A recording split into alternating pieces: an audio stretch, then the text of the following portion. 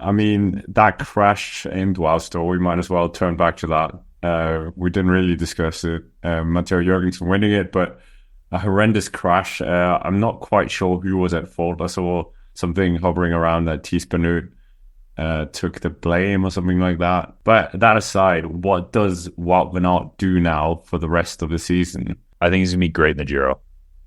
I think... is he down for the Giro? I'm not sure he is. He's supposed to do the Giro. Like, that's been the whole big plan, is like he was supposed to do the Giro. I don't think they're going to take him out. I think, like, obviously we don't know the extent of his injuries and stuff. I think it's a broken sternum, some broken ribs, and a broken collarbone. The extent of that obviously matters a lot, but if it's not that bad, like, you can train with broken ribs and whatnot. Like, I'm saying in a week or so, if the breaks aren't that bad, like, he can maybe be on a trainer a little bit this week. Within a week, he's back to like solid training on a trainer. You don't know, like, if he has surgery on the collarbone. It's, he's got so much of an amazing buildup behind him already. Okay, Flanders is gone. Roubaix is gone.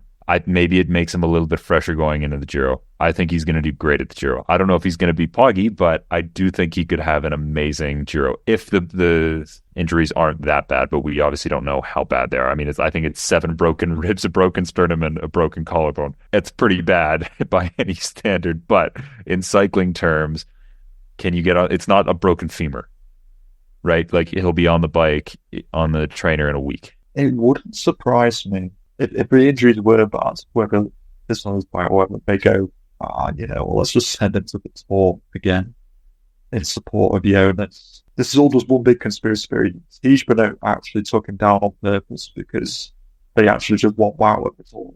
Like, well, want to pay him. Yeah. We're going with real hot takes here. Yeah, this is absolute tinfoil hat conspiracy theory from a moment. I don't know. I think he should still be able to get to the Giro, but I think it's failing that he'd get sent to the Tour. But then there's the Olympics, which he wants to do well in, and those two things don't seem to be working too well. Like, not a lot of people seem to be favouring the Tour going into the Olympics route. Yeah, I think who doesn't favor that? I've always heard a lot of people love that. Like, the Tour is the best prep for the Olympics for a lot of guys. Even though it's the same country, obviously Nice and Paris aren't that close, but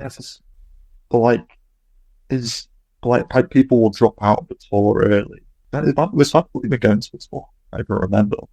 I think he said like the first week or something like that. But yeah, there is rumors that he's even skipping the Tour. So all this for the Olympics. So I mean, Jack doesn't agree with this. So no, there's just rumors.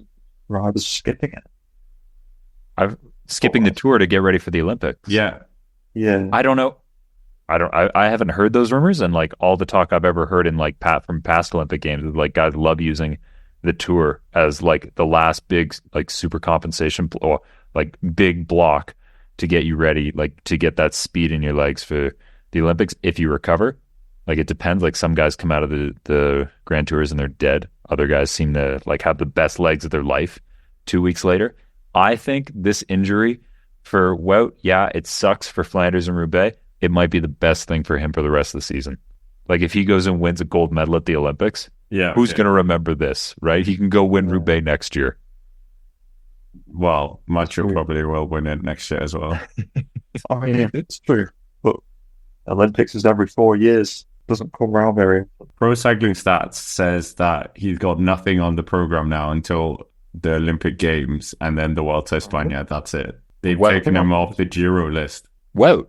Yeah, Wout. He's not getting off the Giro list. He's getting that money. They're paying him. He's showing up. Yeah, they must be paying a fortune for this. Yeah, he's showing up for that.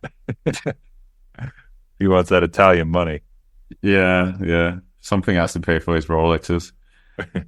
But okay, we're saying hypothetically he's still going to the Giro, and the Giro to the Olympics, that's a massive haul. Well, I don't know, man. I don't even know if this stuff is like even real anymore. Like, I'm gonna be like, okay, the Giro Tour double is still like, no one's done it since Pantani. Who knows? Pogačar might do it this year, but like the whole, he might do the Triple Crown. He might. Like, look at how racing has changed, how much like guys are recovering so much better now. Like, I think the old rules don't apply. Like the idea of like, if you do the Giro, you're not going to be good in the summer for the Olympics. It's like, man, take a week off, go to altitude camp. I think they can do it. I don't think that really applies anymore. Yeah, like, I mean, I agree. maybe if you completely kill your, like if you have some terrible crashes in the Giro and you destroy your body just trying to finish, yeah, maybe. But Wout's not going to do that. I mean, Tom Squinch, there was an interview I did with him on the Cycling Dane Extra channel, and it counts because it's in this week, so I can apply it. And he said that Lidl tracked the amount of money that they've got from Lidl, that this was the first time he's been at an altitude camp with the team. So, what? Tom's? Yeah. That's crazy.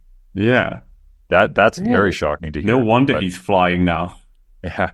Well, the other thing, it's like all these guys do their own altitude camps as well. Like it's you talk to Jorgensen, for example, like he was spending a ton of his own money to like buy his own ketones and stuff like that on Movistar, and just like investing so much into doing like Movistar. On Movistar. Yeah, for sure. He was spending a lot of his own money to buy this stuff on Movistar. I hope I'm allowed to say that. like he was investing a lot of his own money to like do everything properly on Movistar, and like you got to admire the guy for like investing in himself like that, whether like doing all these crazy things that was not in the team budget, he took out of his own pocket to do it. That got him a contract on Jumbo, and now I'm sure he's made it all the money back, and now they're doing it for him. And the other thing is, I was talking to Rihanna Marcus, who's superstar on the women's Jumbo team. I had her on the podcast, and I asked her about like Jumbo. Like, first, tell me about the altitude protocol on Jumbo.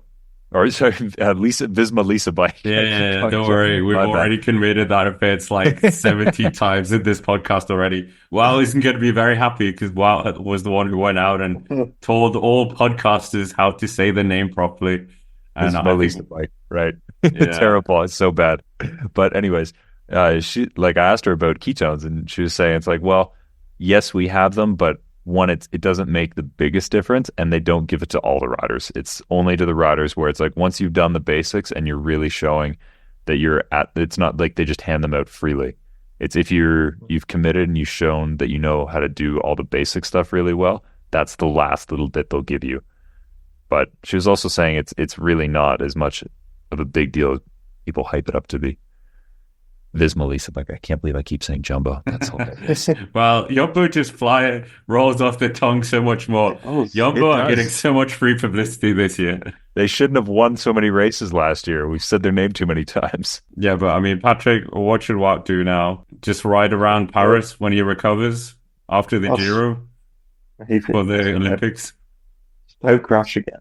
Firstly, he never crashes. You can't say that. He never crashes. The cyclocross guys, they never. About one Tour TT. Yeah. Yeah, the 2019 Tour crash, which was really bad. 2000, what year are we in? Yeah, but like but that's like your point as well. Like that's pretty impressive that you have to like go all the way back there. Yeah, the guy doesn't hit the deck. Oh, E3. Oh, yeah, but the gutter crash. Yeah, okay, yeah. But no, Jack's point remains. He doesn't crash very often, which is great. I'd say do the Giro, do the Olympics, keep out the same. And then it's like, what's he do after that? Like win the Vuelta? Win the Vuelta. Honestly, send him to the Vuelta. Why not? Why not? What's he going to win at the Vuelta? Why is he going to go to the stages? Everything. I think he's never won a Vuelta stage, so maybe that's something he wants to tick off his list. Wins the stage of the Tour. He wins the stage of the Giro. Wins the stage at the Vuelta. Ticks off. Winning a stage in every Grand Tour in one fell swoop. Has he done the Vuelta before? Has he won a stage in the Vuelta? I don't think he has. No. Okay, but yeah, has he even done the Vuelta? No, he's never done the Vuelta or the Giro, just 5 Tour de France's. Just do it for the vibes. Why not? I think he's going to have a great Giro. He's going to have a great Olympics. What is a great Giro for him? He wins the points jersey. He won the Mont Ventoux stage and then the Champs-Élysées against Cav in the Tour in 21. Like, I mean, I don't know if he's going to be contending GC. I don't know. He could win 5 stages.